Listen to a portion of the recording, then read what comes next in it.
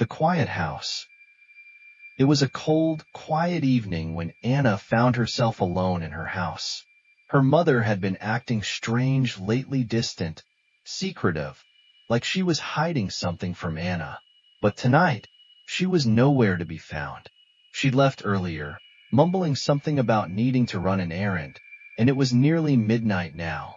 Anna stared at the clock on the wall, the ticking echoing through the empty house. She should have been back by now, Anna thought, pacing nervously around her bedroom. The silence felt thick, like it was pressing in on her. The only sounds were her own breathing and the occasional groaning of the house settling. She glanced out the window, the moonlight illuminating the empty yard below.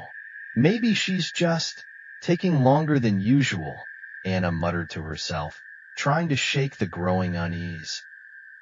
Then, she heard it. A sound. A faint creak, like footsteps on the old wood floor just outside her door. "Mom," Anna called out, but there was no response. She held her breath, straining to hear. The footsteps stopped abruptly, but no one entered her room. "Mom," Anna called again, louder this time.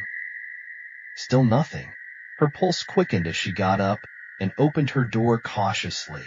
The hallway was dim, only lit by the faint light from the attic stairs.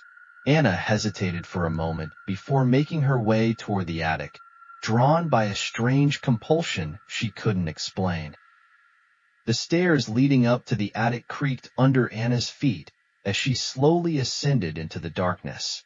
The air grew colder the higher she climbed, and the smell of dust and old wood filled her nose.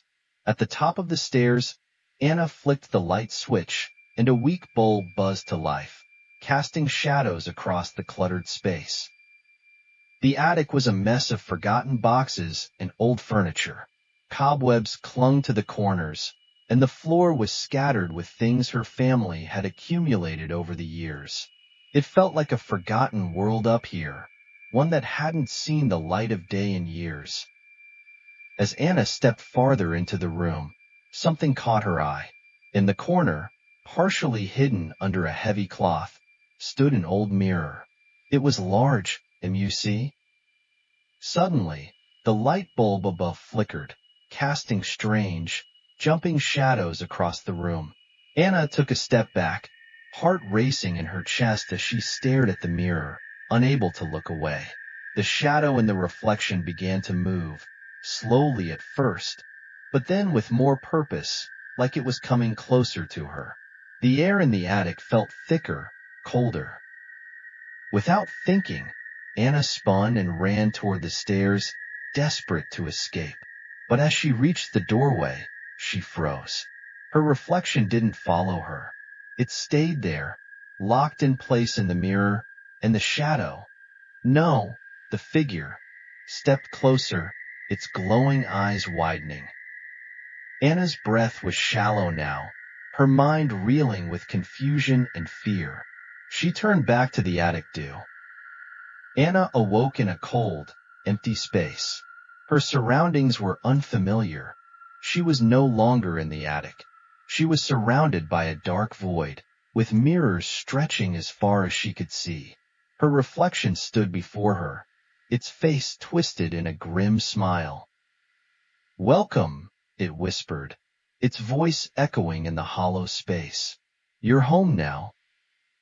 Anna tried to move, but her body was frozen, her limbs stiff, as if she were trapped in someone else's body.